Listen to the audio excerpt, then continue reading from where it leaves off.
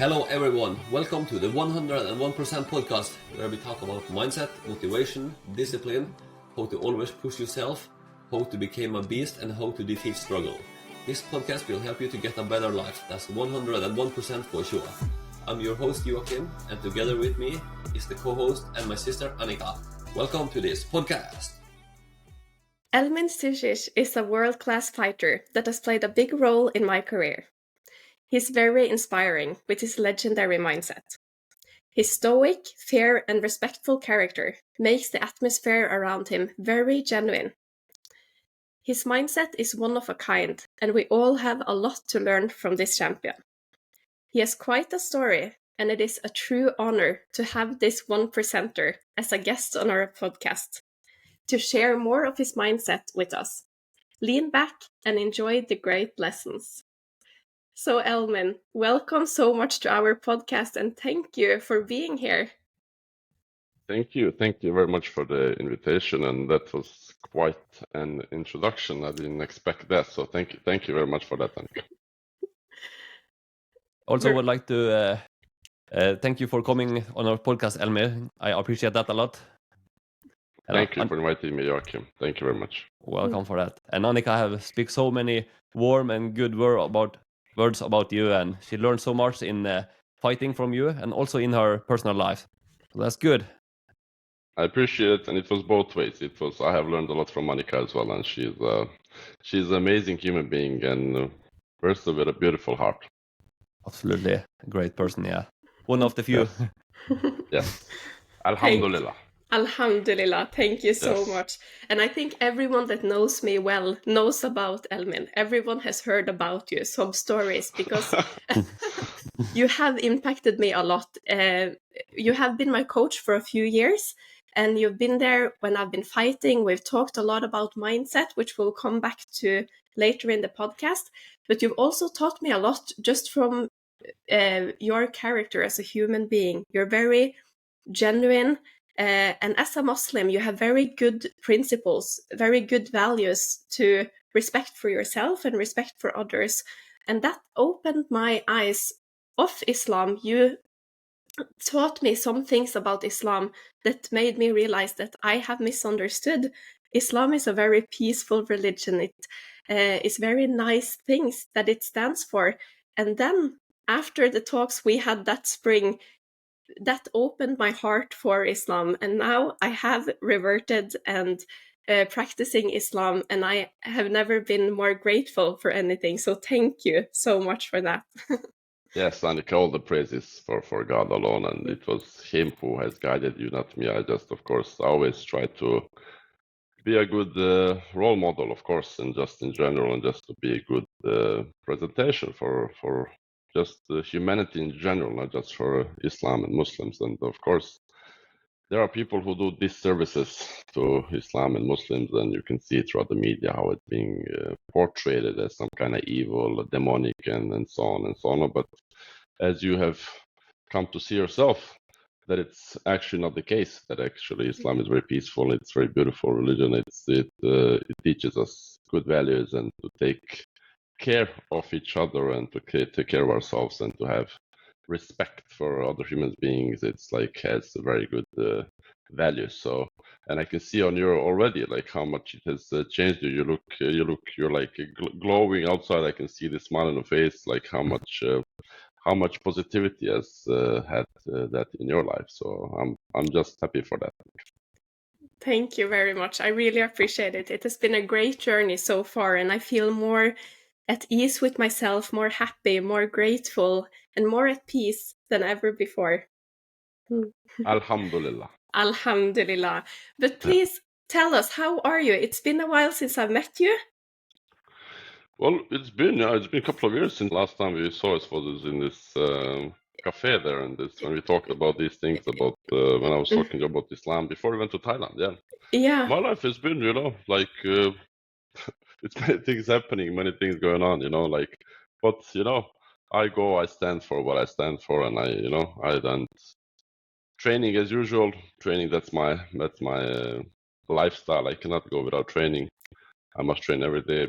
I had a couple of fights in the way to come, so I've had some my life changes in personal life.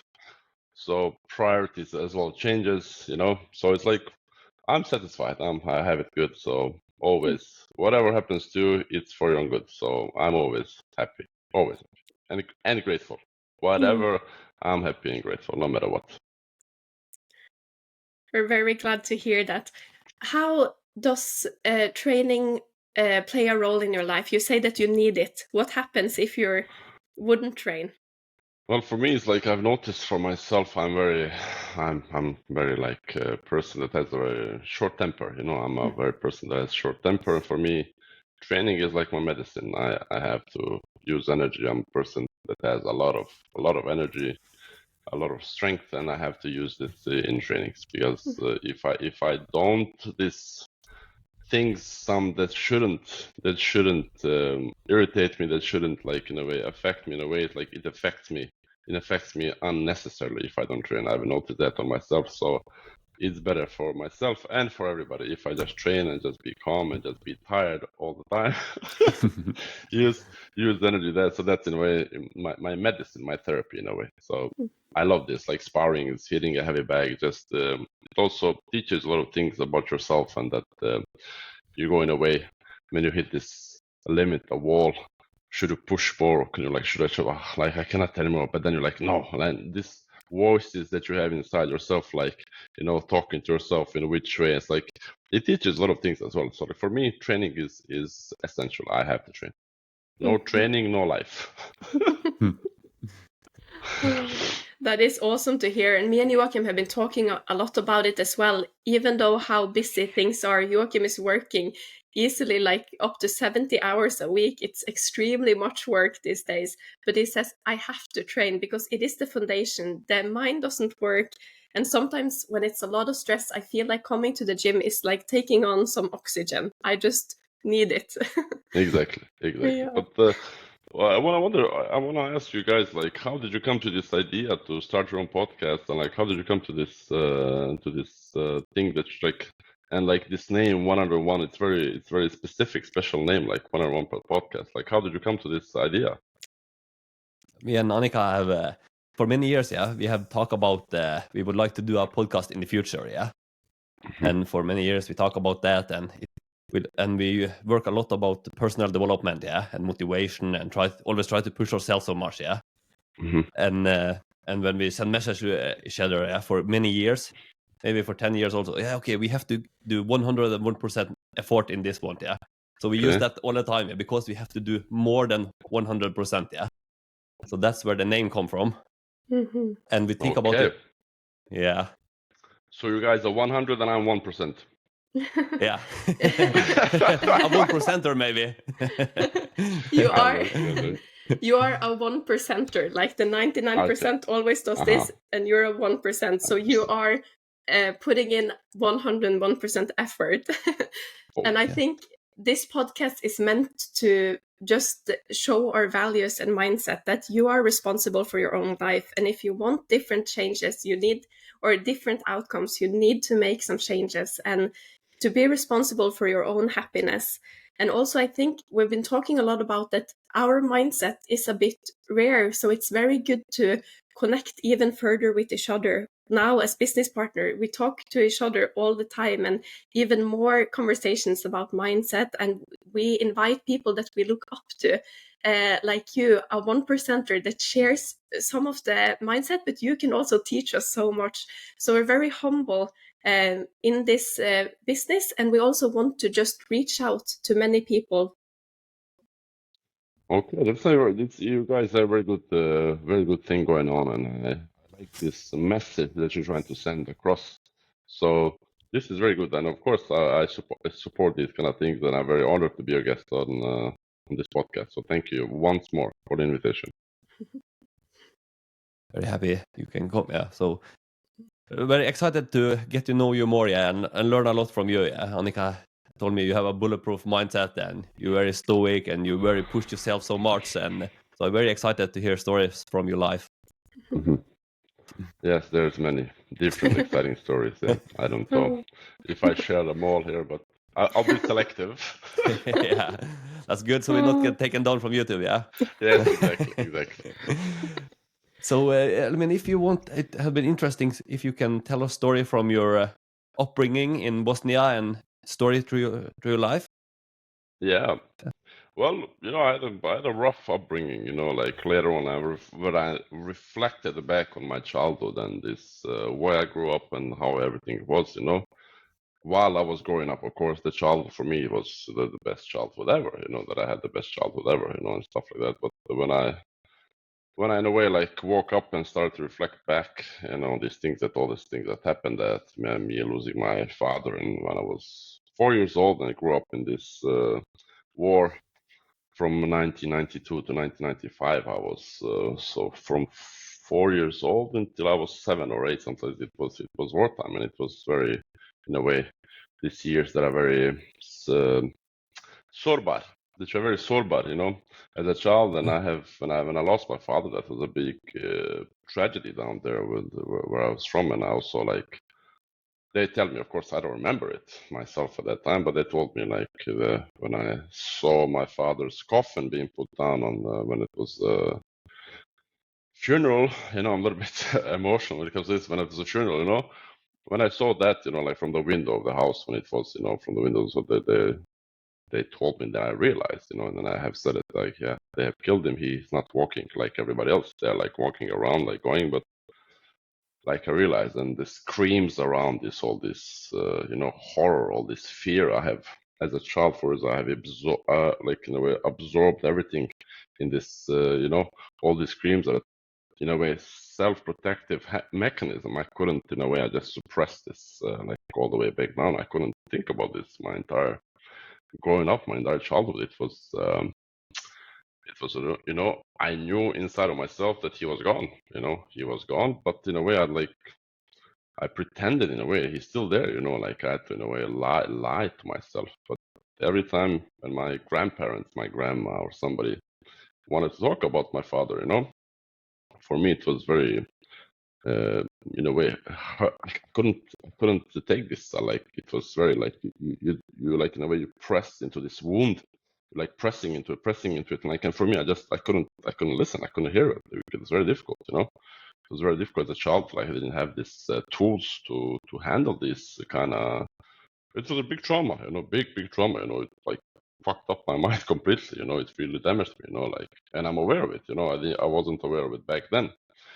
So also like in this war area, it wasn't like the state wasn't that like on its feet, and there was no laws and stuff like that. So it was pretty rough. People did like it was a lot of street fighting, and it was very different mentality back then, And the way I grew up, it was street fights almost every day. I was in a street fight almost every day, and fighting for me was the thing that I was as a child most afraid of.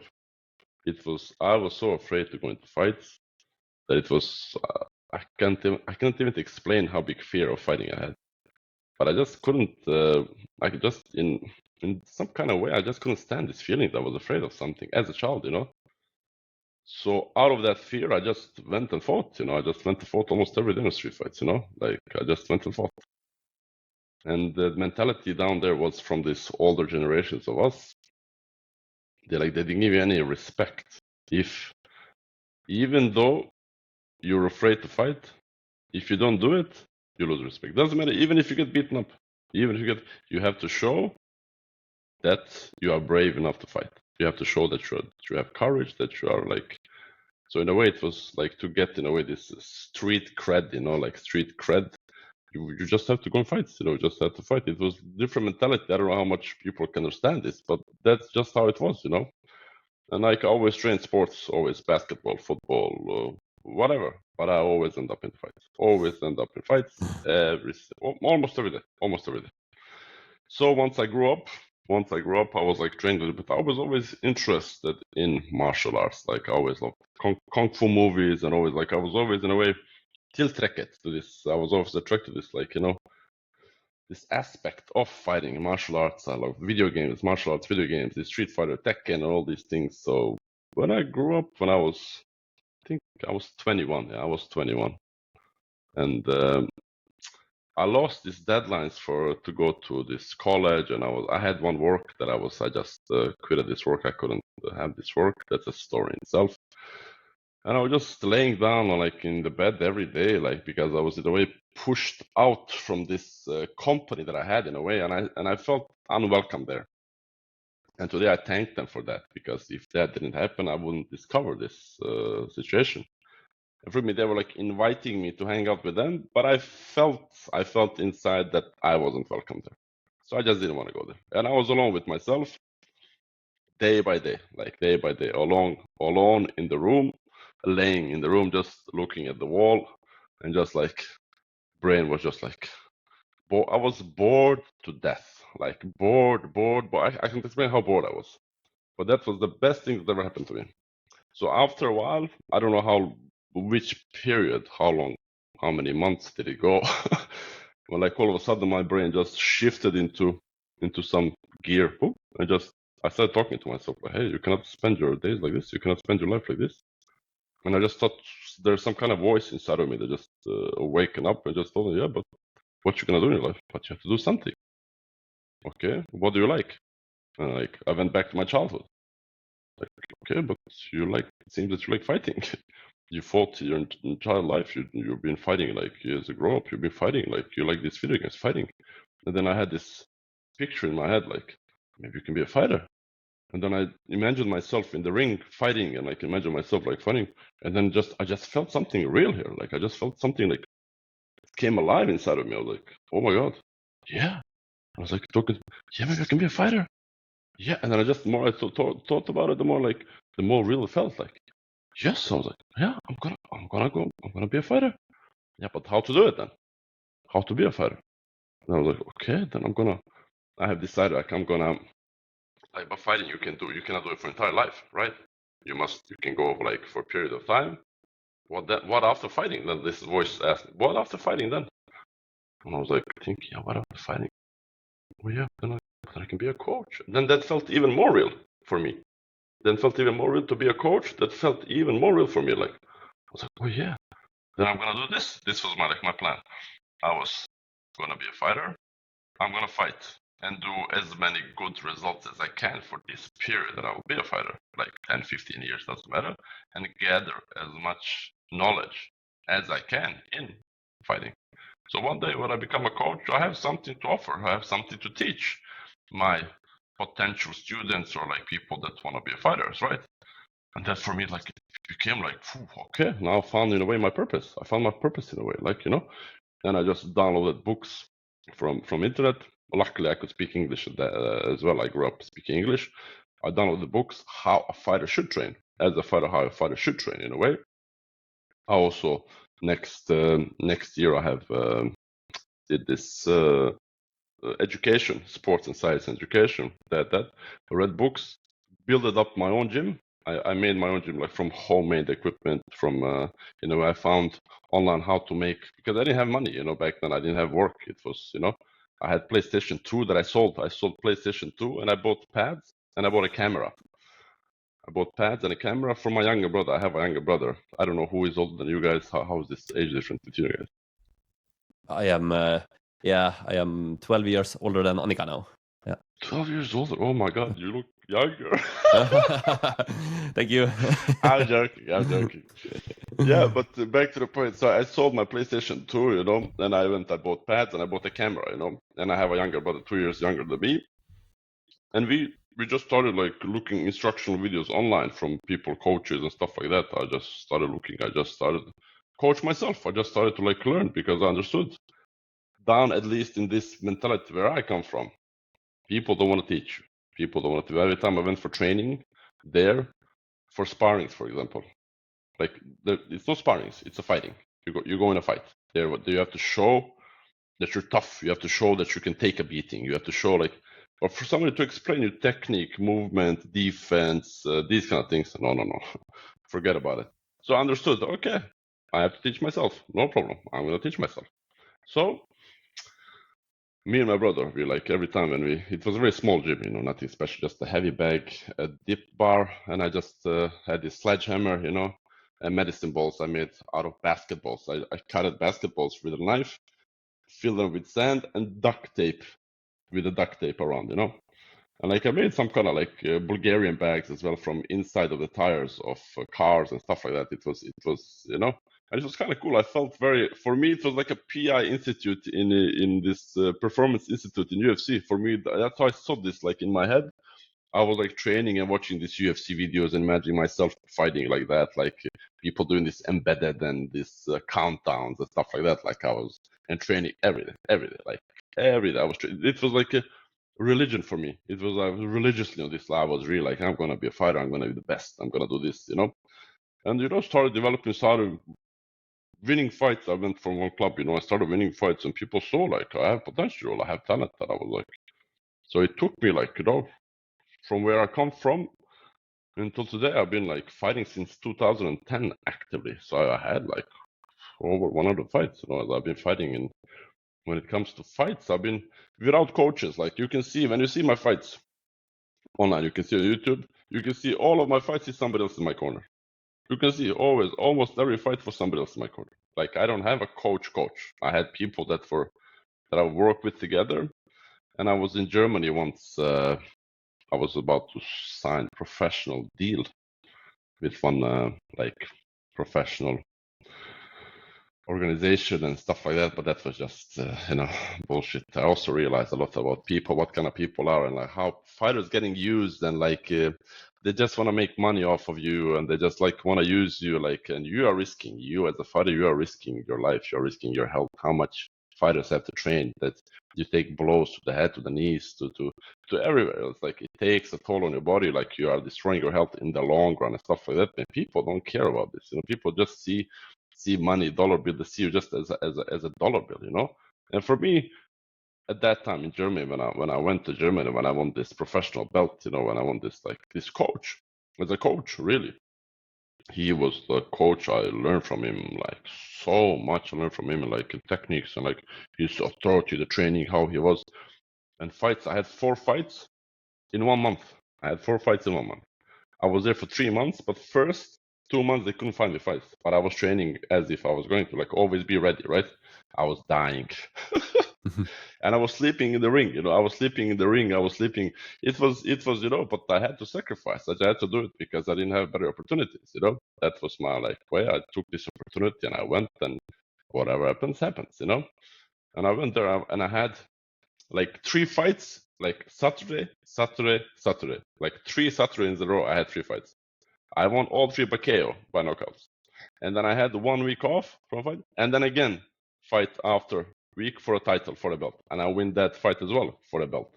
So I won 4 fights in 1 month, and that was like they saw like, oh my god, what this he can be like, he can win all the fights. And I saw they wanted me to sign the contract for 5 years, and I was at that time 23, I think. They wanted to sign the contract for 5 years, and they take 40%, like of all this, fights and sponsors. You get 60, And I was thinking like, okay, I didn't have anything better at that time, like, like I was thinking to sign it, and I couldn't speak German at that time. I said, well, can you just translate for me to English so I know what am I signing, But then I realized the way I saw how he was treating people, this coach, how he was treating people, how he was treating me, how he was like the way like treating other fighters as well, that much more successful at that time. The way he was treating them, it was like very like not human, not human at all. And I didn't like that, And I saw money for him is the most important. Money for him is the most important. And so for me, first and foremost is what kind of human being you are, and then what kind of coach you are. And for me, coach, it was very good, but as a human being, I didn't like that. So I was like, here you go, there you go, the belt, but I go my own way. So I went my own way, like, it was, difficult, hard work, but I didn't give up. So like, I did what I did. I had very good results in my career so far, and I'm very, very happy from where I came from. What results have I accomplished through just sheer hard work, determination, and work ethic, of course. And I'm very happy for this, like all this knowledge that I've gathered and all this experience that I had and all this what I've learned personally about life, about myself, and in general about other people, like where it comes from. I'm happy. Alhamdulillah, I'm very happy for that. That is awesome, and it is quite a story. You are self-made. You have pulled yourself through all of these struggles, and I view you not only as a fighter, but you are a world-class champion, and you are the next level fighter. You fight in boxing, kickboxing, bare knuckle fights, underground fights, tournaments. You don't only show up for one fight, but you go for a full tournament. Yeah, that was, I was like, like I don't have a manager, I don't have a coach and stuff like that. And I was like looking for fights throughout my contacts, throughout my friends and like contacts that I have. And this bare knuckle, that was an experience as well, yeah. But I was like, I could go fight. So when it comes to striking, no problem. I can fight K1, boxing, whatever you want. When it comes to striking, MMA, like with striking with MMA gloves, doesn't matter. Like even bare knuckle, no problem. For me, I was like, let's fight bare knuckle as well. And then, how did this happen? I just woke up, had a power nap or something like that, and I see my friend from Bosnia sending me messages from one manager that is looking for fighters for a bare knuckle tournament. And I woke up and I'm reading this like, okay, I'm like interested. And they said in 1 month. In 1 month, I was okay, then I have time since I'm training all the time. I'm always prepared, but I always just increase the tempo and intensity of the trainings before certain events. And so telling me I want to go, let's go, no problem. Like I want to fight bare knuckle. I have never done bare knuckle. I was like, let's do bare knuckle as well. Like, and my mentality was these people from Poland at that time. They're like this street people, hooligans. They're like this very like, a little bit crazy in their heads, So you have to just, turn the switch on as well. Like, okay, I'm gonna show you who's really crazy. And I was like, okay, I was thinking like streets from Bosnia against streets from Poland. Okay, let's go, And then in the evening, it was Wednesday. Wednesday evening, I'm training at Evolve, just training, preparing for this 1 month. And then this manager calls me that evening, like, hey man, so next Friday is this tournament. So like, what do you mean next Friday is the tournament? You guys told me it's 1 month. No, these Polish people, they call me now, like, they called me now, it's next Friday. I was like, okay, sign me in, let's go, doesn't matter. So that was 10 days notice, sign me in, 8-man tournament, 3 fights, 1 night. Let's go, doesn't matter. And so I was just training and I went there, and I did this, I had 2 fights I had, I won both fights, because there you cannot win by points. There's no points. You can only win by doctor stoppage, by knockout, or by giving up. There's no like, no mercy. In a way, there's no mercy there. And I went there like, and I won these 2 fights by knockout. Luckily, thank God for that, I won by KO both of them. In the 3rd fight, I was supposed to fight this guy in the finals, but he pulled out, like he had an injury or something. There's a story behind that, of course. But I asked him, okay, give me someone else then. Like, doesn't matter. These people that only had 1 fight, they only had 1 fight. Okay, I can fight some of them. Doesn't matter. Just give me, doesn't matter. I don't care. I had 2 fights. It's okay. They had only 1 fight. I can fight. And I went out and I asked them, like, they're like, hey, like, who want to fight me? Like, I went there, asked everybody, like, hey guys, who want to fight me here? Like, let's go to the final, like, because I came to the final, this guy pulled out. Either I'm the winner, it's not my problem, right? Or give me someone else. But they were like, this sneaky business, they're like this, like, we make final in 1 month and stuff like that, And that was not the part of the deal, of course. Like, what are you like trying to fool me? And I almost beat this owner there. Like, I almost grabbed him by his neck. I almost beat him there. Like, it was, I made hell, They were like looking like, what's going on here, And this manager, please, Elmin, please calm down. And for me, I don't like when I did you a favor. I took this in 10 days notice to come in for a tournament. And you are treating me like this, like you think I'm stupid or something like this, like you're insulting my intelligence and like stuff like that. Like man, seriously, like.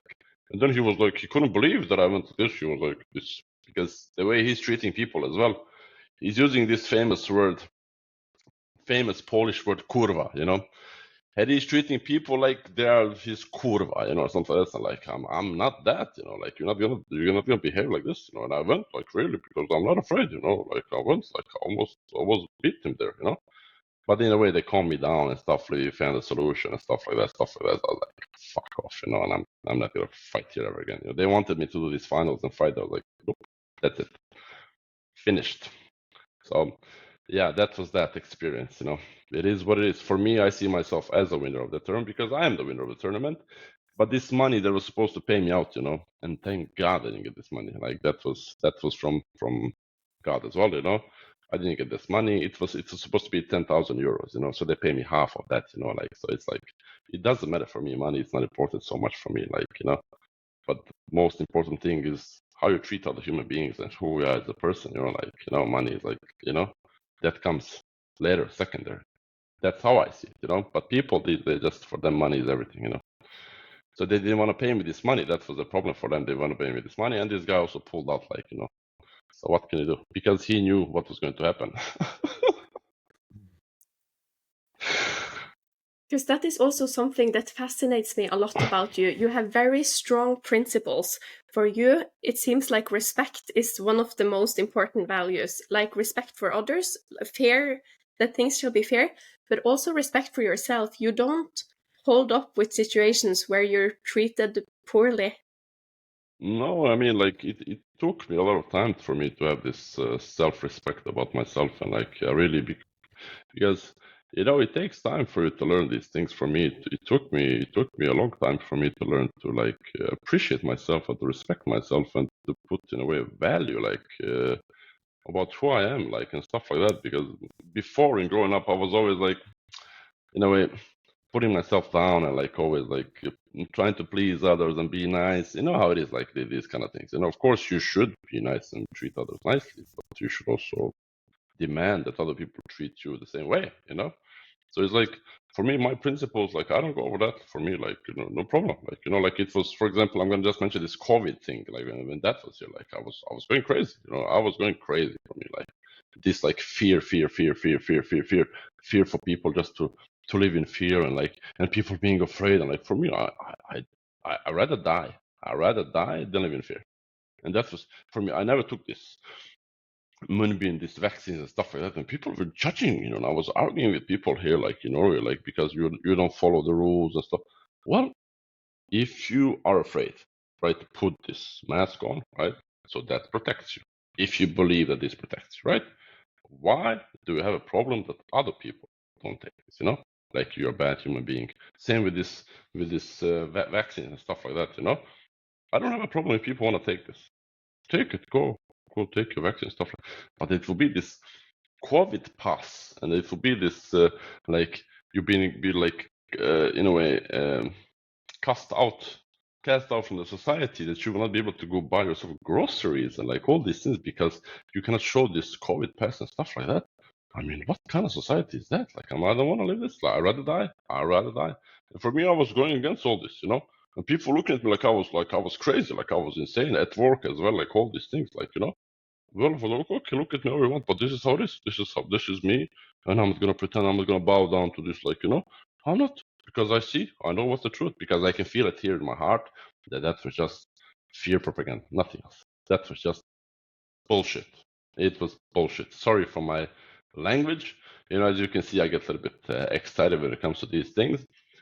But for justice, for the truth, I can give my life, no problem. That's cool. You know where you stand in your life. Yeah, you have your morale. You know your values, and that's very good. Mm-hmm. So, you know. And now back to the underground. Now back to the bare knuckles. I think it was very respect, and you have to have a lot of guts, yeah, when you're gonna try to travel to Poland and go underground. So that was a lot of respect. Thank you. No, but it's like fighting is about respect.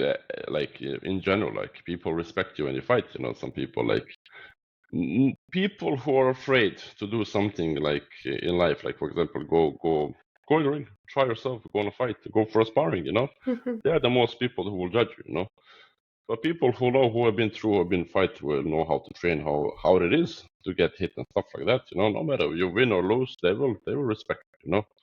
Most of the fighters are humble human beings, because once or a couple of times in their life they have got beaten up, you know, like that humbles you, you know. You think you are like this untouchable and stuff like that, and you get a little bit beaten up, then you're like, oh, and you're like be a little bit, you know, down to the ground. So it's like when it comes to this bare knuckle, I did it for me. I did it just for the experience. I did it for experience, for the memories, to look back on, like this, like stories to tell, like you know, because I wasn't going to do that as a career or as a sport. But like opportunity came, like I go, let's go, let's see what happens. Because I grew up street fighting. And bare knuckle is mostly like street fighting. So I was like, okay, let's go, no problem. Most of the people, of course, saw me here as I was like, not normal, but I don't care. I don't care what people think. I am who I am. I do what I do, and if people can't appreciate that, that's their problem. What can I do? I should like be this, in a way, fit in their box they want me to be. No, I am me.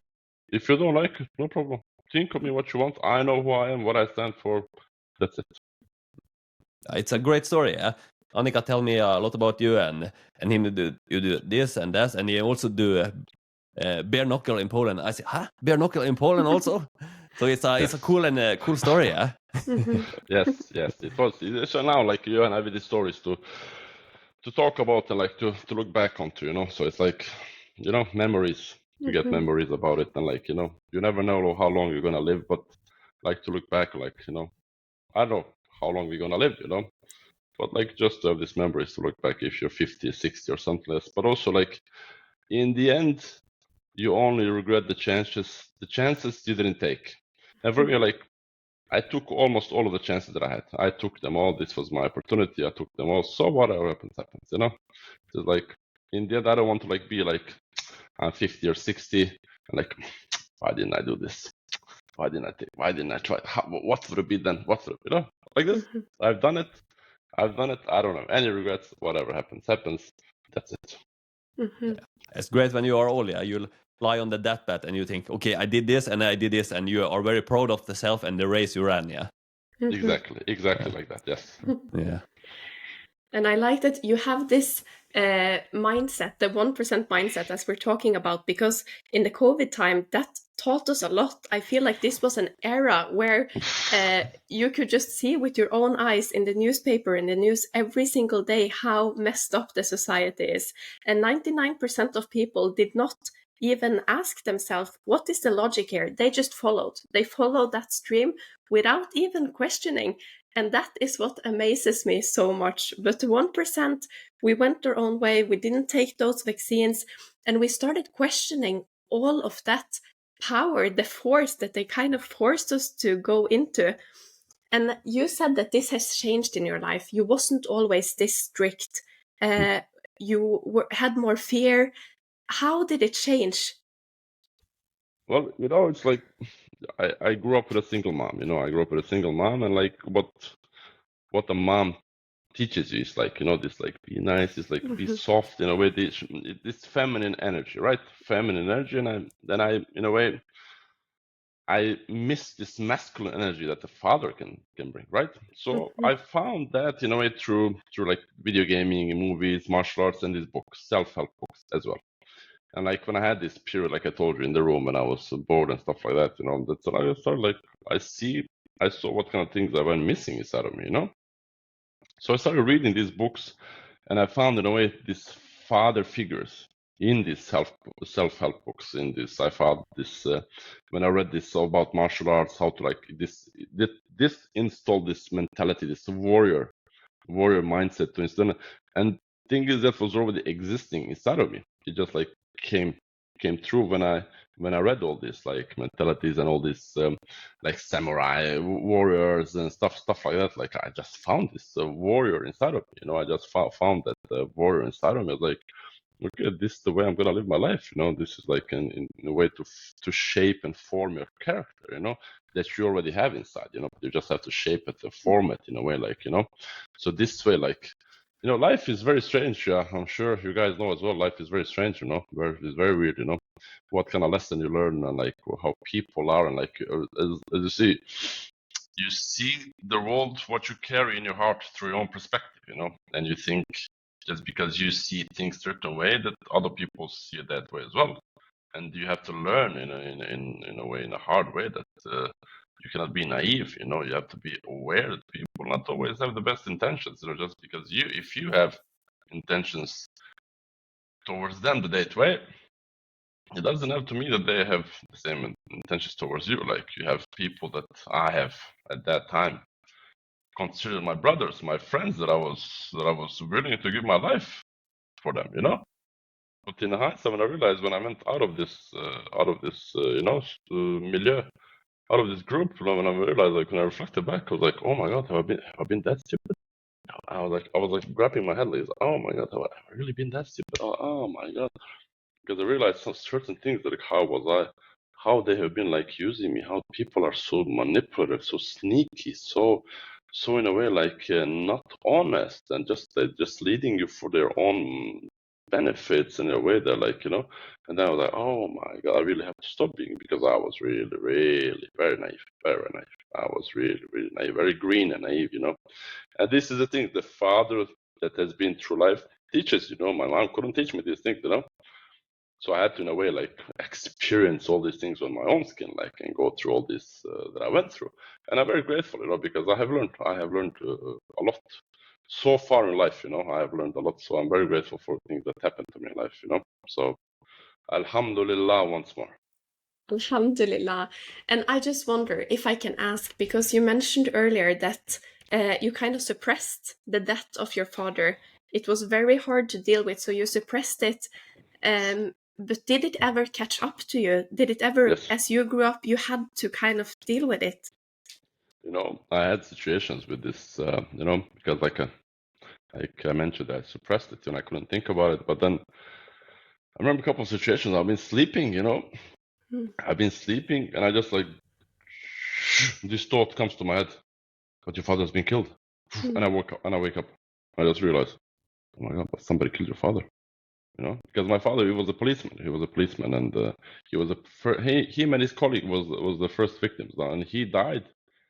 He died trying to save his colleague, you know, because his colleague was shot first in the head. You know, he was shot first in the head, and my father went with his bare hand to take this weapon from this guy that killed his colleague. You know, and nobody exactly knows how everything happened. You know, nobody exactly, but it was very political. This was political thing, you know, and like the way he died, and I was like, there's names of these people who have done it, you know, like everything is like this person who killed them, there's his name and last name, but nobody ever got prosecuted, nobody ever got arrested, and like helicopter came down to get this guy, like for him to escape, and like nobody could arrest him and stuff. How could have this happened? I was like thinking, how could this happen? I had to, like, there's on internet stuff like that I've been reading and researching all these things, like, you know.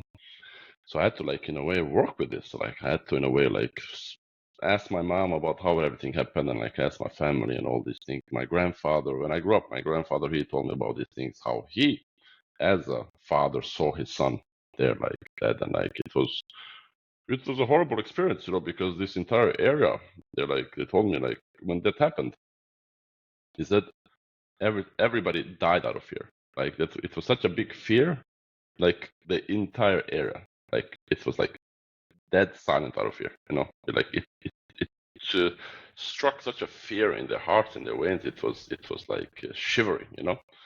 And me as a child, 4 years old, like I absorbed all this fear inside of me. Maybe that's why it's so much fear of other things, you know. Like I absorbed all this fear from other people because as a child we were receptive to energies, you know. And I absorbed all this fear inside of me, and like growing up, I really had a lot of fear, not just fighting, about many different things. And that's why I cannot stand fear, you know. I refuse to be afraid. I refuse to be afraid. I refuse. And when it comes to fighting this, for me, when I see, you know how it is when you have a stare down with fighters, and like you look each other in the eyes, you know. For me, the best thing that can happen, if a fighter like stares at me like this, trying to intimidate, try to scare me, that's the best thing that they can do for me. Like the best thing. I love that when they try to intimidate me. Aha, that's what you want. Try to scare me. Aha, okay, now you're gonna see. But when I see in their eyes, they're nice, and they're like, you could see fear in their eyes. I'm like, come on, man, don't do this. But then I cannot fight the way, like, I'm, you know, it shouldn't be like that. But this was for me, like, always, like, the way, what kind of intention they have towards me, I will, like, take it and mirror it back and multiply it as well. I will mirror it back. Like, you want, okay, we go like that, you know.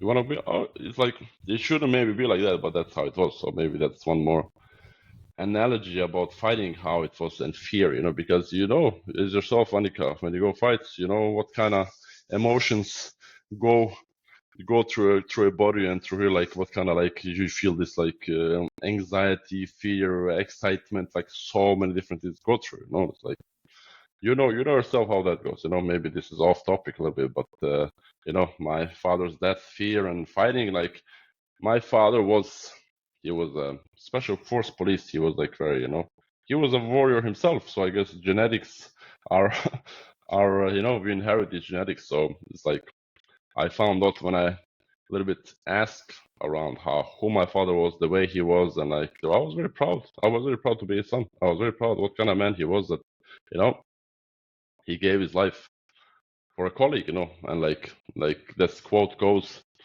I don't know, will his friend die for him? But if it was opposite, only God knows that, you know. But like there's what they're saying, the tragedy is not so big to die for a friend, but find a friend worth dying for. So that was the thing. I guess they died for each other in a way there. And it is very fascinating what you say. And we have this term where you kind of connect the environment and the genetics, which is the epigenetics. And it seems like that has maybe happened in your life. You grew up with a lot of fear because that was the environment around you. People were having a lot of fear. It was war and all of these things. But then as you grow up, you connect with the father figure that you did not have. And he was an honorable man. He was very brave. He went in there to protect his friend and he got killed. He was a special police. This was a politic murder. So you connect with the father figure. You create the father figure you want through your personal development. And now I see that you are a great father for your son, and you are a coach, which is a lot similar in a way, like the mentor kind of character. And the people you meet at the gym, you kind of take them under your wing. You try to push them. You try to teach them these good values between the lines of the combinations you show. You teach us about good values, good principles. And I think that's very honorable to see your development through life. Yeah, you know, martial arts is in a way of life, you know, like it teaches a lot about ourselves and about, you know, our personal development through go. Because if you don't learn anything through fighting, like why are you fighting at all then? I mean, how can you know who you are if you never fought, you know, like, because in fighting, what I like about fighting is that your true character comes through. Like no matter what kind of situation you are, if you see that you can hurt your opponent, that you are really better, that you are like you holding a high level, and if you go and you destroy him, you're like just for like, you know, it says something about you, right? But you also see like if you've been hurt and he hurts you, and like you get rocked, and like how you overcome adversity, how you like react of being hit, and how you react like when you see like, oh, he's stronger than you, like, oh, what kind of solution, how you adapt, and these kind of things. What I like about fighting is this honesty. There's no escaping from yourself. You cannot escape from yourself ever. Like there's no escaping from yourself. And that's it. What I like about fighting is this honesty about it. That's what I like about it. And you can see people's true character, who they really are. That's what I like about it. It is so honest. It is almost like going into a box of mirrors. When you enter the ring, you see all of your weaknesses, all of your strengths. You have to deal with them, because if not, you will get knocked out. So it is the most honest sport in the world. And also, I feel like it's the best way to test your personal development. 100%. 101%. Very good, Elmin. Very good. So when you go inside the ring and you're ready for fight, and a lot of tension, music, and people, what goes through your mind when you enter the ring? What do Well, you you think? know, it's different from time to time. For me, it's like it varies, you know. And sometimes you really have this anxiety and like all this, like it like goes through your body, all these like nervousness, and like, and it keeps you on that. It's very good when this, like, because this keeps you sharp, this keeps you focused, you know. This like very good thing to happen, you know. Many people want to like, in a way, to like not to feel this, like I don't want to feel this, because it is uncomfortable. It's not normal feeling, you know, because people want to avoid it. But in a way, like what I've learned, you just have to accept it and be okay with it. Like, you're there. Okay, just be there, no problem. And just breathe, oh yes, oh hello, I like this feeling. It's like, and for me it becomes that exciting, it's like, oh, I can't wait now. Oh my god, I'm like, in a way, like a child going to a candy store, like, for me, like, oh, I love this feeling, I love it, I love this feeling, But sometimes some fights I don't feel anything, like, I'm thinking like, why am I not nervous? What's going on here? Like, I don't have any nervousness inside of me. It's like very strange. Very strange. What do you think is the best, when you feel nervous or when you not feel nervous? It's better to feel nervous. Okay. It's better to feel nervous. Because that's then you're better. sharp, yeah, as you say. That's for sure. Because then you can feel, what I understood, it's the intention of the other side. It's their intention. What kind of intention they have towards you? Is this energy that you receive? Like, what kind of intention they have towards you? Do they want to hurt you? Do they want to knock you out? They're like, that's how, at least for me, from my personal experience, is this like recepting this energies off the other corner, like coaches, himself, and like how, like, what kind of intentions they have towards you, like, and you can feel this like inside here, but sometimes you can feel maybe he's seen some fights of you and like maybe he doesn't believe enough in himself. He's like, and you can feel this, like, like there's no danger there. You can just feel it. There's no danger there. Like, you go. Usually for me, like, I don't perform so well then, usually I don't, maybe I can win a fight or something, but usually I don't perform so well. For me, personally, the best, the way I perform is like I told you earlier, like when they really want to hurt me, when they give me this look and like, they really want to hurt me. That's when I'm the best. That's when I perform the best. Okay. Because then you get a lot of fuel of it when you see the fear, or? No. When I see that they try to intimidate me, when I see this, like they think that I'm gonna be afraid of them. Like, do you think I'm gonna be afraid of you? Like, you think you can scare me? Like, okay, let's go. Like, let's go now. And then something just inside of me just awakens. Something inside just awakens, and I'm like, I become completely different beast. Then, then I don't have any mercy, zero mercy. I have zero. But sometimes I see they have this like look in their eyes, they're like, like this, and like sometimes sometimes you can see like in a person's eyes, like you can see that's a good person. It's like, I remember when I fought one Russian, like very big Russian, like a very big Russian after one war that I had one Polish guy, and when I was in this national team of Norway, I had a war with Polish guy, and then 45 minutes after that I fought one Russian that was like very big guy. That was like best fighter I ever fought, like technically how he was, like, and when I looked at his eyes, we had like very good energy, and I saw he was a good person. I saw he had a good heart, and I think, but this guy's a good person, but we had such a good fight. Like we had like one of the best fights that I ever had, like, such a good fight I had, like, and it was in Oslo, in the Scandinavian Open, like before VM and stuff like that. So it's like, you can see that, like I say, eyes are the mirror of the souls, right? And you can see like into their eyes, like what kind of, because everybody has their own personal issues and like traumas and stuff like that. And sometimes you can see there in their eyes, Some people do it for the wrong reasons, maybe, like they don't know what else to do. Like, I'm gonna try to be a fighter, Maybe some people try to find purpose in their life and stuff like that. It's like, it is very complex. Fighting is very complex, and life in general is very complex as well, So it's like you can see different stages, and like sometimes different you comes through as well. Different you is like, who are we? Who are we as a person? It's like, egentlig, like, who are we? Sometimes I'm this. Sometimes, why can't I always be the same fighter in the ring? It's not, like you say, different people awaken different beasts in us. So it's like you're always someone else in the ring, always. And I think a lot about in, for example, in Eastern Europe, compared to Norway, it's seen for me that it's much more tougher to grow up in Eastern Europe, more then they are more poor and they not have everything and the system, and same as Norway and like this. And I talk with some people from Eastern Europe, and they say that they train much more harder in Eastern Europe than in Norway, and that people are much more tougher than over there. What do you think about that statement, Elmin? That's completely true, That's very true, people. But it's also, rock bottom has built more champions than privilege ever will. People here in Norway, they're privileged, they have it all, they have it good. Why should I go and fight? Like, why should I go into the ring? I have food on the table, I have TV, I have a good bed, I have like a roof over my head. I don't have to like worry. Everything's been taken care of. Like, I have apartments, I have cars. Like, why should I? You know, why should I fight?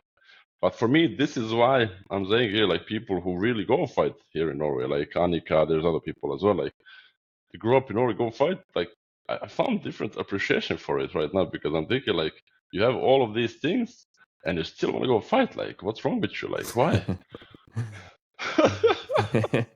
I mean, like, and of course it's not the same, but when I see like people like really working like in Norway, people are working like they have full-time jobs, you know, working like on constructions as well. I know fighters from Evolve are working on constructions, but still training and want to go fight as well. And like nobody, like it's not being recognized here in Norway enough from the government and people. It's not being supported, you know. Fighters like that, they should be supported, you know.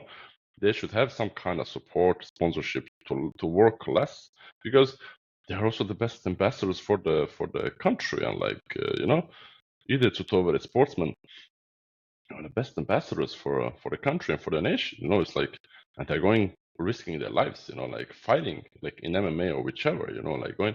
And here in Norway, this society is like, oh, that's violence. It's been like looked down upon if you're like a martial artist, if you do sport, you know, if you do this sports like fighting, it's been looked down upon in a way. Like, and I realize that like people look in a way because they don't understand, they misjudge you and they think like you get hit in the head and like you get like this. Why should you do that? You can brain damage and stuff like that. You know, all these things, and like it's violence stuff like that. But for me, it's like the way I discuss with them. It's always like, but what do you mean by violence? Like, well, how do you consider what isn't football violence? Like when they do these tackles and like do those things, like isn't that violence? Like isn't handball when they do this like here on elbows and like all this sneaky, isn't that violence? Like what hockey isn't that violence? Like what are you talking about? At least fighting is honest violence. We agree upon or like this, and you train, I train, or let's go. Let's at least it's honest violence. But here's like this dishonest, very, very sneaky in a way. Like you run for a football, but you tackle his knees, like you make him a cripple in a way. You know, of course, fighting is dangerous, but what is not dangerous? When you wake up in the morning, you're already in a risk. You know, the greatest risk in life is not to risk it at all. You know, so it's like, I mean, people choose for themselves, and like what kind of person they are. Are they violent outside, fighting on the streets, in discotheques and stuff like that? That you can say violence, you know. But if people go in the ring, they train, he trains, I train, and we go, we measure our skills, we see who's better, and in the end we hug and say, oh, very good fight, thank you very much. We hug, we show respect, you know. Because I mean, like, which sport is more beautiful than that, you know? But here, you know, is a little bit different mentality, unfortunately, and I had to also learn that. I didn't know it was like this when I was moving here, you know. And I couldn't agree more. And it seems to me like the fighting has been going hand in hand with your personal development all throughout life. That from being a child and having to fight, you were kind of forced to it. It wasn't something you seeked yourself, but street fights was a part of growing up.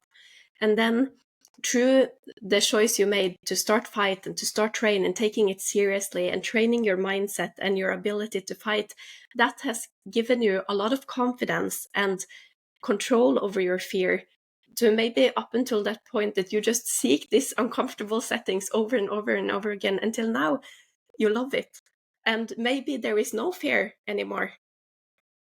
Well, that's my problem because like I don't fear, you know, like I don't fear, you know, what life brings. Like I don't fear. I don't fear like human beings or any human beings or any authority or like these kind of things. Like I just don't have fear, you know. I have respect, I have understanding, you know.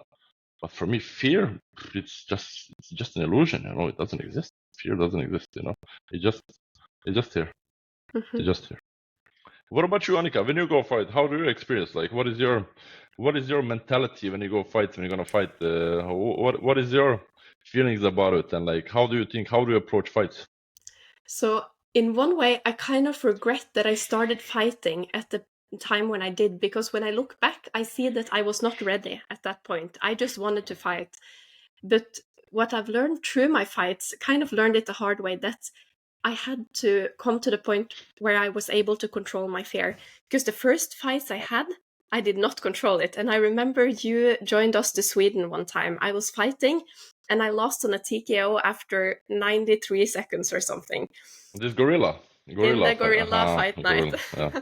And I was so embarrassed. And I have been thinking a lot about this, that I wish that I could just be without that.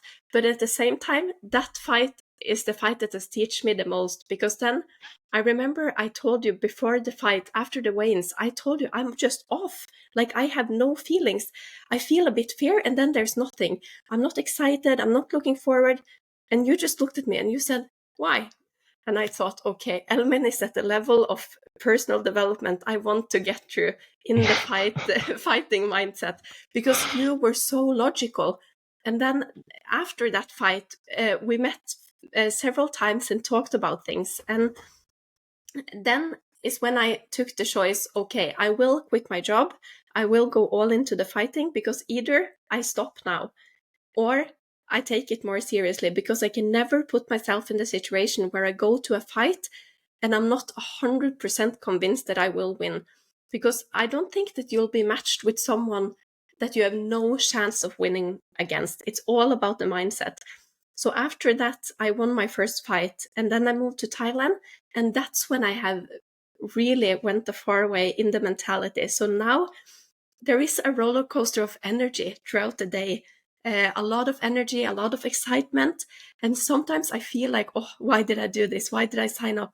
But then I tell myself, I know why I signed up. And that calm feeling, I just love it. So now the last 6 fights that I've had, I've really loved every single second of it. So now I feel like I'm in that mindset where I've wanted to be. But there has been a hard way getting there. I had to lose a few times and feel that embarrassment and a shame to pull myself together. I understand. What about you, Joachim? Have you ever been in a fight? Not in the ring. Only outside. Outside the ring. Okay, Yeah. okay. You've been outside. Okay. On street fight in back in the days, yeah, but long time ago. I understand. Yeah. I understand. Well, that's good to hear, Annika. I'm very happy for you. I see you're doing very well, because I remember that time your problem was, the way I saw it, is you're being too nice. You know, you're going to the ring, anyway, you're just nice. You're not in a way like you saw. Like I told you, that girl, she made these braids. She like made herself this, like she had her way like of going like and fighting, and she was all business, you know. But for you, we're like smiles, and like you're gonna be friends, and like, you know, this and like.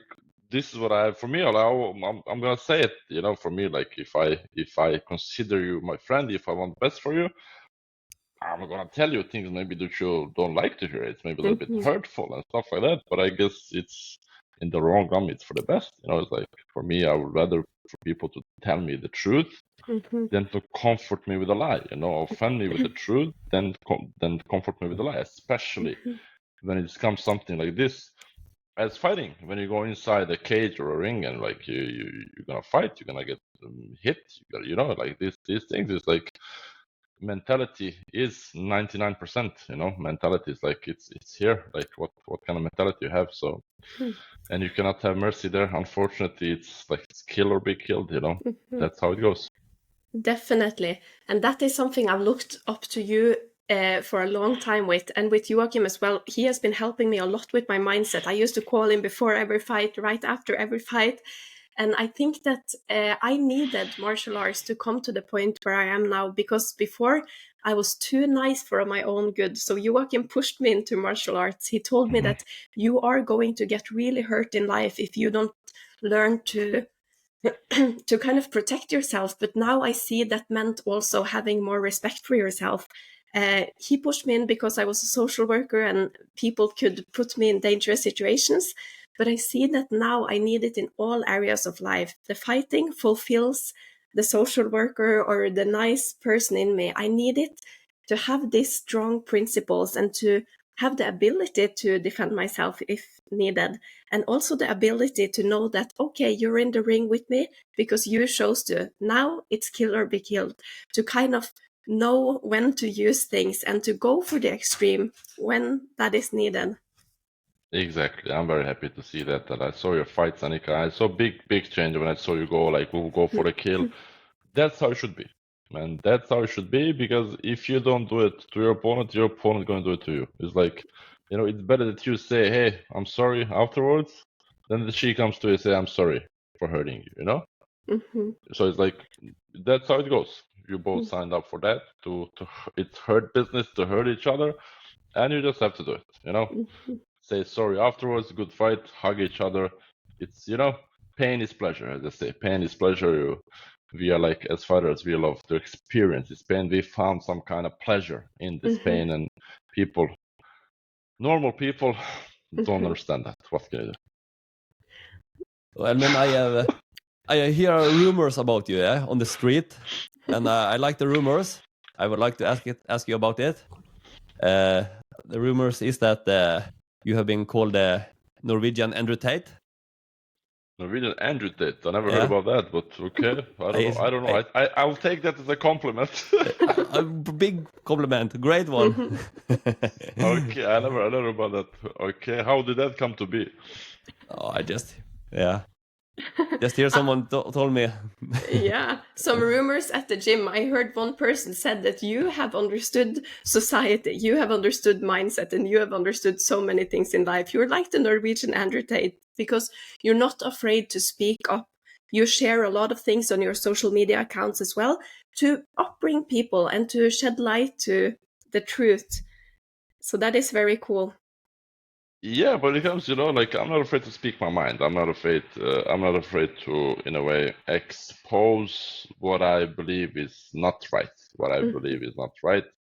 What I believe is something when it's corrupt, when these governments are doing, when like all this that is being pushed down upon the society as a whole, and our kids, and all this brainwashing, and all this throughout media, like all this programming and stuff like that.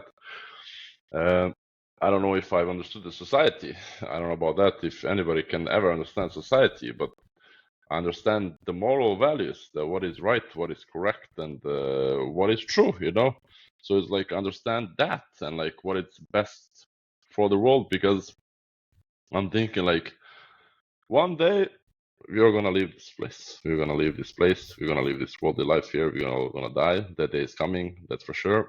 Nobody's escaping here alive. Like, nobody's gonna live forever. But what you leave behind, what kind of impact we have on others, and like to influence positively this world, to like contribute for the goodness of the world, not to contribute to this evilness. It's enough evilness already with all these wars and murder and starvation of the kids and all these things that's happening. It's like, how can people just look at this and not say anything? For me, it's like how is it possible, to do these things? Like when you see what's going on and you're being silent, it means you're just supporting this oppression and this evilness. That means that like there's no neutrality. Like, it's none of my business. It's none of my business. Like, I cannot do anything about it. But like, silence is betrayal. Then you're like on the side of the oppressor. It's like, how you can, if you believe you can, then you can't, of course. But if we as a whole, if we unite, if we get together, like, we can make this world a much better place for everybody. For our kids, for us, for their kids that are coming. Because you can see these new generations now. They're just on the smartphones. They're like, their brains are like being, they're not developing like motorical skills. They don't even know how to climb a tree. It's like before, when I was growing up, you go out, like you climb a tree as a child, like you do these things. But these kids today, like, they have this zero motoric skills. It's all about this social media, this virtual reality that it's not even real. It's like, well, what are we doing here? Like all this transgenderism, like these kids being taught, like you've been born in a wrong body, go change your gender, like, and like that's okay, and all these things. Like, I mean, what the fuck, man? I'm sorry for my language. I mean, like, what's going on? Like, how can we as grown-up people accept this? Like, how can we do this? How? It's not possible. For me, at least, maybe others can. Okay, others can. But I guess, speak the truth, speak your mind, speak what you say.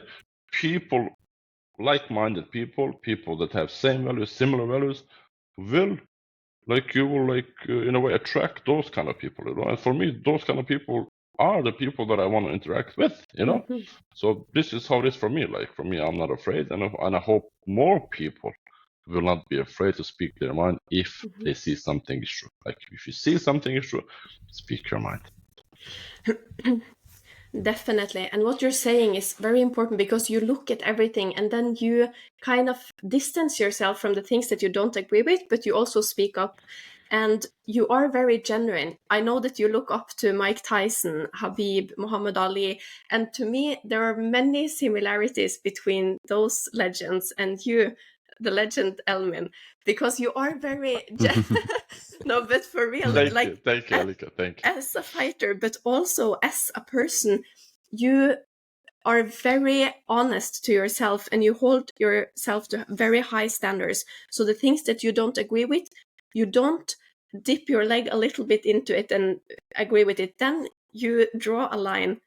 Always. For example, like we do same type of work, you know. I like, without giving too many details, there was one case that I was working with that it would transfer me there, like a very challenging case, and it was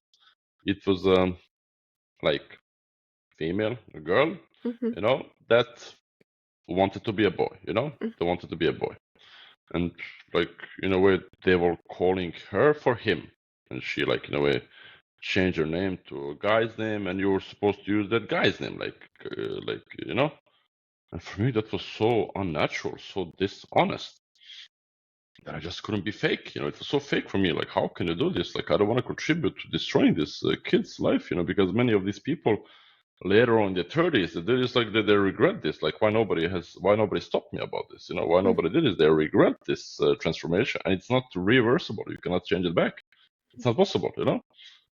So first time when I saw this girl, you know, I told her to her face, like, listen, you're a girl. Stop lying to yourself, you know. Stop lying to yourself. You're a girl. You're a beautiful girl. And like that was the way we're supposed to work. But no. It was like I did wrong. You know. We cannot work like that because this. But like, please, I cannot work here then. I cannot work here. Please give me somewhere else. You know, I cannot. It's not possible for me to be like, how can you people, as grown-up people, support this? How can you support something like this? I mean, like, you're supporting this child's, in a way, destroying itself in a way. Like, how could you do this? You know, and like these kind of things. Like for me, like it just goes against my values. And for me, I don't care about the salary. I don't care about the money and stuff like that. I really like try to help. You know, but like people don't think like this. They're just like, you know, salary, what can I do? Not my problem, like stuff like that. You know, it's like I believe it's very wrong. I believe it's very wrong. But then I'm the bad guy, of course. I'm always the bad guy. No problem. Seriously, no problem. I can be the bad guy. No, I can be the bad guy. It's okay. Somebody has to be that as well. You know, somebody has to be the bad guy as well. When it comes to these people that you mentioned, Habib, Muhammad Ali, Mike Tyson, so they are like real. They are real to the core. Real to the core. You know, that's why they had these problems. They ended up in problems.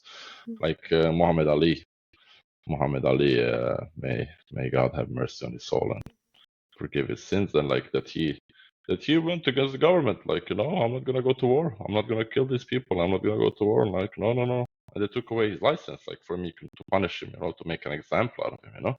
And he's a hero. He's a hero, you know. Like he stood for justice. He really stood for justice, you know. Of course, he wasn't perfect either. Probably he had some, you know, things that he did, you know, outside the ring. God knows, nobody is perfect, you know. But that's what he stood for. They will always be remembered for that. Like outside the ring, this, you know, who you are, not just inside the ring, the way you fight, who you are outside the ring as well. Like, you know, what you stand for, you know. Same, I had this, you know, issues and stuff like that with this when I was on the national team of Norway and stuff like that. I had this situation as well. But I didn't care. I stood for it. Okay, awesome. Because we would like to ask you about that, because I know that you made it to the finals in the for the national team in Norway in a world-class tournament. No, it wasn't. It wasn't the finals. It was before I was going for this world championship, right? I was going for world championships for a tournament. It was a big tournament, you know. Was and it? I had my Sorry. routines. Oh, was it? It was in K1 or? This was in when I was on national team of Norway. That was not K1. That was full contact kickboxing. Full contact. That was actually okay. Yeah, that wasn't my style. But you know, it was like story in itself. It was like when I was like doing this full. My style is K1. K1 is my style. That's with low kicks, with knees, and the spinning back fists and stuff like that, you know. But what they're doing in the national team of Norway is full contact kickboxing. No low kicks, no spinning back fists and stuff like that. It's more like boxing, more boxing with a couple of kicks, like to the body and to the head, right? And okay, I accepted to be, because they called me, they invited me, hey, Elmin, would you like to be a part of this national team and stuff like that? Because they saw I had good potential to actually win some medals and stuff like that, and I did, you know, I did win medals and stuff like that, so I did good. But at that time, my wife at that time, that was also part of the national team as a nurse, you know. But she, just like me, she had very strong political views about different things. You know, she had very strong political views about you know, Palestine and this COVID and all these things, like very politically engaged. You know, so I saw after that she was like with me. We were like on this summoning competitions, everything. We were together, you know, like in the same room, and like I had my routines with prayers and stuff like that. You know, I'm very, when it comes, I have my routines. I'm very hygienic and stuff like that. You know, so it's like, and before this World Championship, I see they're pushing her out. They want to push her out, like a very passive aggressive way. You know, and I could see it through all these moves. You know what a cat's paw is? It's like when you have somebody else to do your bidding. It's like you put somebody, you use somebody else as the extension of your own hand. Like, and I saw this coach of this national team. He hired one police officer. I don't know who he was, to be some kind of authority that he himself couldn't be. You know, that he himself couldn't be this authority. And I saw through all these moves, you know, I saw through it, you know, I just saw through this, like, you know, like I could see through all this sneakiness and manipulations and stuff like that. Okay, before VM they want to push her. I was like, okay, no problem. She doesn't have to be on this team and stuff like that. But when we go to this VM, we're gonna book the hotel beside the hotel that you guys stay in from our own pocket. We're gonna pay everything ourselves. I will be with you guys from morning to evening, you know. But when it's time to sleep, I'm gonna sleep in this other hotel, you know. And they were like, you know, like this, like, no, you cannot do this. This is not like you have to be here. They were like trying to, in a way, intimidate me, bully me, like scare me into this. And there was also one more colleague from national team who did the same, you know. And there was like, I guess he wasn't going to tell them or something like this. And then when I saw when this cat's paw went there to inflict his authority there, like, and I saw these other ones, they were like this, they were like, you know, this afraid. And I see this guy that hired him as a cat's paw standing behind me, checking how will I react. He was observing me, how will I react. And I'm looking at this guy like this, like who the fuck do you think you are? Sorry for my language, you know. Who do you think that you are, man? You know. And when he finished his speech there, I just lift my hand. Yeah, I have something to say, you guys. And I said what I said, you know, like, okay, this is this. And they were like, look, they were like shocked. They couldn't believe, you know. And I saw they wanted to have a meeting with us, with me and this other guy, you know. And I see like, it was 3 of them. They're like walking there like they're some kind of mafia. They're like some kind of, I don't know, like who or what, you know. They're like going to like put me in my place and stuff like that, you know. And we sat down, they were like trying to to tell me, I was like, listen guys, no matter what you do, I just told them, if you take a gun here, put it in my head, like take a gun, I die before then I sleep here.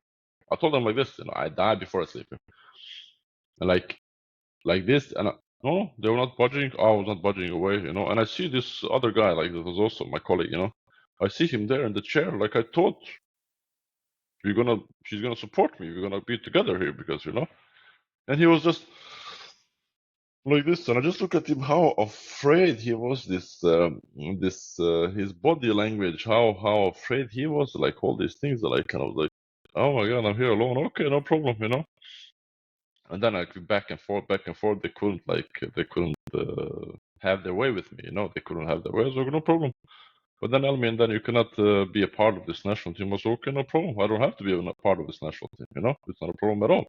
And I really thought they would like come to their senses. I thought they were like, you know, tired and stuff like that. They were like, as a coach, for me, I think if it was me and one of my heavyweight fighters, like, you know, they did all this, like, of course, calling me, hey, come, let's find a solution here. This, like, you know, they never called me. They never like had this like in them to like ask me to like, hey, I mean, like, let's fix this. We want you to compete. You've been training for this so hard. We know how it is. You've been training for this so hard. So many, like, you know, somebody's been praying for this. It's stupid because of this now, you know, like all these things. Nope. Nobody mentioned. So that's just like what I did. I just wrote a Facebook status, like explaining explaining how it was, you know, this. Some journalists took contact with me, you know. Some journalists took contact with me, and it was in the newspapers everywhere, like it was like this, and you know, what can I do? It is what it is. I stood for myself. I stood my, and I would do the same again. So to you, no belt or title or glory in the world is worth going down on your values. Exactly. Right? Exactly. And the issue here is that they don't see you as, they don't see the value in you. They want to compromise you to be exactly the way they want it. And when they want to push out your, the wife that you had at that point, because of political matters, you stand your ground and you draw the line. You don't put up with that bullshit, you know? Yes. Mm-hmm. Yes, that's how it was, because they didn't. Of course, they didn't say it. It was because of that, you know. They didn't say it was because of that they would like, you know. But I understood. I'm not stupid. Like we both understood it because of that, because they are very this politically correct people. You know, they are very this politically correct people. Like they don't dare to say something against this norm that has been pushed on, you know, society, because maybe they will lose the support, financial support or whatever, you know. Mm-hmm. But for me, it was like more important these things. Like, no, I'm not gonna. At that time, she was my wife. I'm not gonna leave her. This is this, and she is more important for me than you guys. You know, this national team for me, like, for what is? You know, you called me. You wanted me to be on the national team. I was like, should I? I mean, it's not my style. It's not my style. First and foremost, it's not my style. And I hate this full contact. I hate it. You know. But doesn't matter. Okay, let's go. Let's gather some experience. Let's go there. And it was nice experience. I learned a lot there as well. From just in general of Norway and this national team. We went to Russia, like, you know, all these things that happened. Like, for example, we went to Russia, there was the like national team, it was like 5-6 nations, and one of them was Israel, you know, as a part of this 5-6 nations.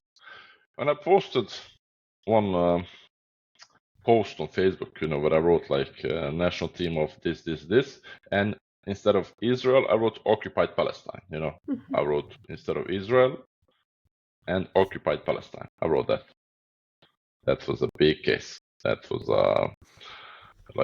a big case. They're like, I've been called in for this conversation, and they never mentioned this. Like it was because of that, you know. And I've been called from this leadership up there. Hey, Elmin, you have to remove this. You have to do this. Because why? Why? Because you said something that it is like because you told as it is. Instead of like being proud that you have someone like this that stands for this, like you're being afraid, you're calling me to remove this, and I didn't remove it. I didn't remove it. I just left it. So what, you know? And I think it's so awesome, because why should you compromise yourself and shrink to the standards that other people want you to have? And everything going on in Palestine now, I won't even begin, but it's the most documented genocide that has ever happened. We know that it's wrong.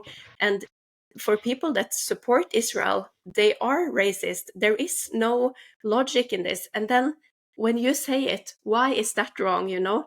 And I think that I've learned a lot the last few months as well, because as everyone knows, I have been on a journey, reverting and finding myself more and holding myself to the higher standards. And then you see a lot of people fall off. A lot of people, their circle is getting smaller and smaller. And in the beginning, I was very emotional about that, because I was trying to hold on to everything that has been. But I think that life teaches you a lot of lessons, and some people are supposed to be there for a little while, and some people are supposed to be there for the long run, and you'll know. So I think that what you're doing, having a good life comes with a lot of goodbyes to teams, to coaches, to teammates, to situations, to friends, all of these things. And I think that, as in this conflict as well, it's not the words that are being said, but it's the undertone. You feel that here something is very wrong. I'm removing myself for the situation because I deserve better. And you go on your own and see what a career you have made for yourself. You don't need no team, no national team. You are striving in all areas of life. And I think that the happiness you get because of the freedom that you feel inside and that you hold on to is priceless. Yes, exactly. I mean, like I would not sell my values, my what I have inside for anything. Doesn't matter for what, the gold medals, the money, no matter what. I'm not gonna sell myself. I'm not gonna sell my soul for anything. Nothing. My soul belongs to my creator and to nobody else. Because people want to owe you. People want to owe you. They think you are their property in a way. Like just because you're part of this national team, like it should be a big honor for you. No, it's a big honor for you guys to have me on your national team. It's a big honor for you guys. It's not an honor for me to be on there. It's an honor for you to have me there. This is my mentality. This is how I think, and like because I know how much I can contribute as both as a fighter and as a human being. How much I could also help these other fighters, and I really did. Like I had really good connection with the fighters there, like in the team, And I know I had a lot of support inside the team, but they just didn't dare to say anything, And I don't mind. I don't care, For me, like I wish them all the best, and I wrote that as well. I wish you all the best in your careers and in your lives, and like thank you very much for the experience and everything. I thanked them very much to all of them, That was it from me. Like goodbye, and that was like maybe 2 years. I think I was a part of this national team for 2 years. It was good experience that as well. I'm grateful for it, and I'm happy I did this. I really am happy that I did this. I'm so happy I did this. I wouldn't be able to live with myself if I would just accept this. I wouldn't be able to look at myself in the mirror ever. Yeah, you absolutely you know what you stand for, yeah, and for your value, and I respect that, yeah.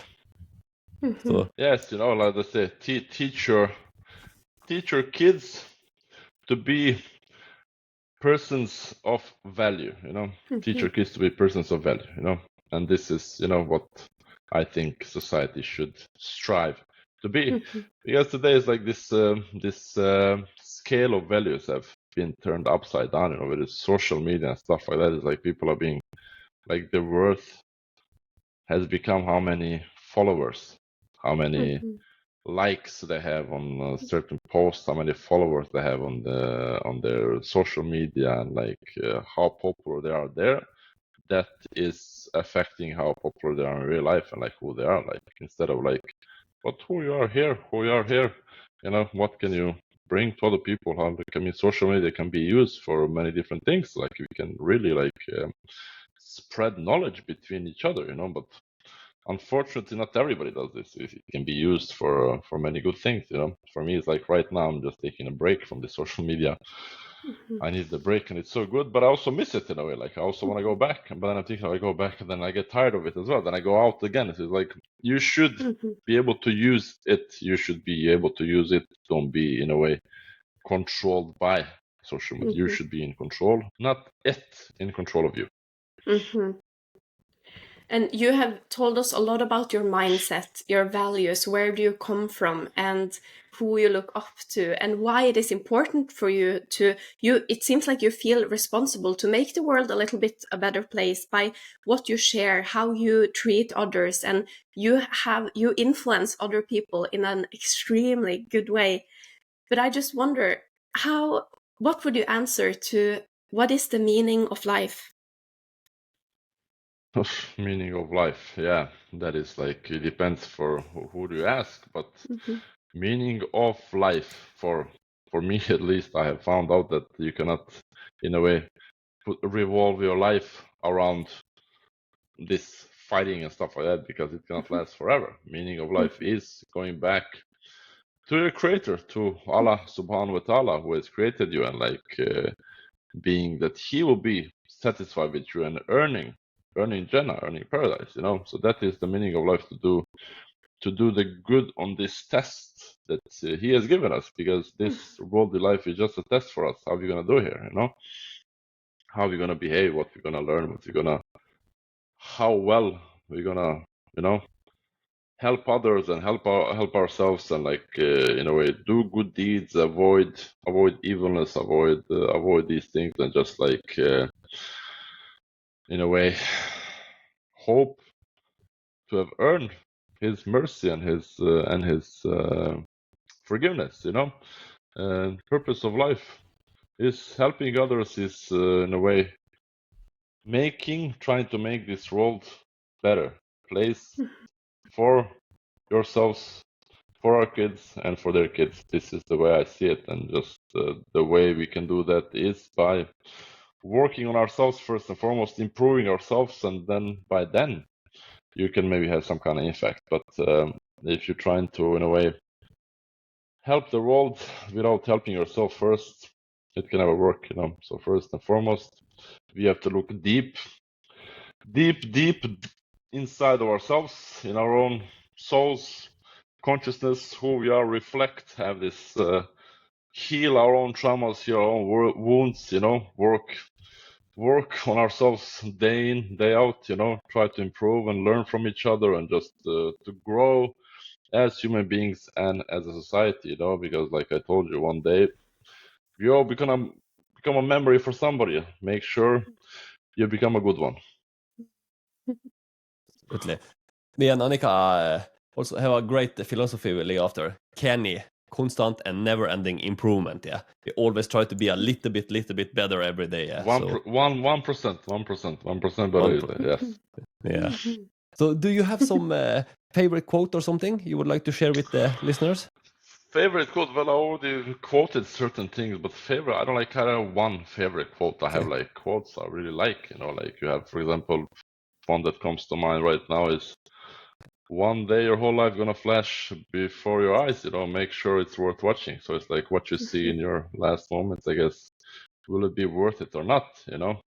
It's like these kind of quotes I like also. So, fall down 7 times, stand up 8, you know, it means never give up, you know, never give up, you know, always keep on, no matter how many times you fall, stand up one more time, you know.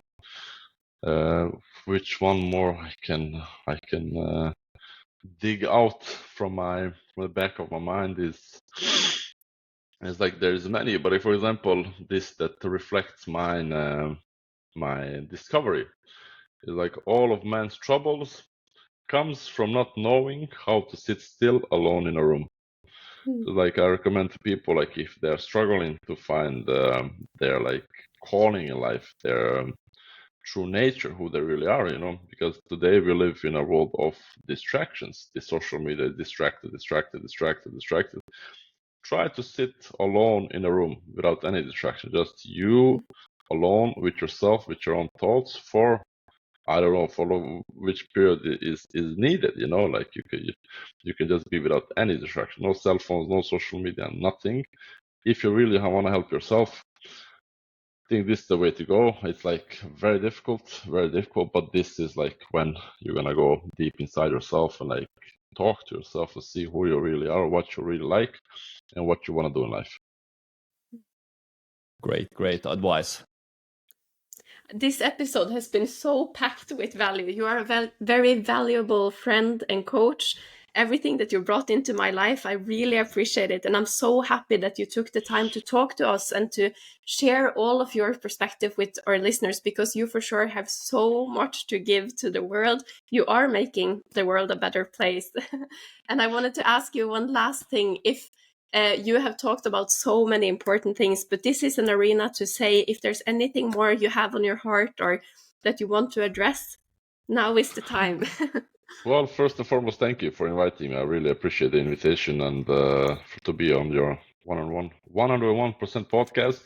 Thank you very much. You guys are really, really awesome. Both of you, like very, very good and smart and very beautiful human beings, both of you. And it's very nice to see this connection that you guys have as a brother and sister. It's very good. It's very good to see like this, how much care and love you have for each other. And I really hope that other people will have this with their own siblings as well. And my message to people who are watching or listening is like, don't worry, don't stress too much, put your faith in something higher than yourself. Here we have found, me and Annika, I don't know about Joachim, but we have found our true purpose in life. That this life is just a test and there is always someone watching and helping you, and don't worry about it, everything will be okay. You just try to do your best. Be honest first and foremost with yourself. Never lie to yourself. Don't lie to others, always speak the truth. Never give up. Set goals. Never give up, no matter how hard it gets. Never give up. Keep on fighting. Find the warrior inside of you, and let's go, champs. Great advice from definitely a 101%er for sure. Thank you guys very much. Welcome. So I know that you just told us that you have a break from social media, but we always used to ask our guest where can people find you. You want us to put down our link in the show note or some social media? I can send you my link when I'm back, because I'm gonna, like I told you, I missed a little bit social. I've been off for a while now, and I missed a little bit social media. I must reconnect with these people that I haven't been in touch for a while. So I'll be back in social media in a day or two, so I can send Annika my links to my social media. That's great. Perfect. We'll add it in the show description and encourage people to follow your journey, because you produce so much value into our feed all the time. So make sure to go in and follow. Thank you, Annika. Thank you very much. Oh, then we want to thank Elmin sincerely for being our guest. What a mindset, what a man, what a stoic, inspirational character that we have a lot to learn from. It was an honor talking to you. Follow Elmin on his journey and let his word of wisdom guide you in your own life as well. This episode was recorded January 30, 2025. Link to where to find Elmin is down in the show note below. Then you will also find a link to our homepage, the 101%podcast.com, where you can subscribe to our free weekly newsletter, donate to our project, and all the information you need. Please like and share this episode with your friend. And don't forget to follow us on Instagram on this podcast account, the 101% podcast. If you like this episode, make sure to share this podcast episode with a friend and review the show on Apple Podcast. Thank you to all the audience for listening. We appreciate you all a lot. Hope that you will come back and listen to our next episode. Until next time, take care and give it your best.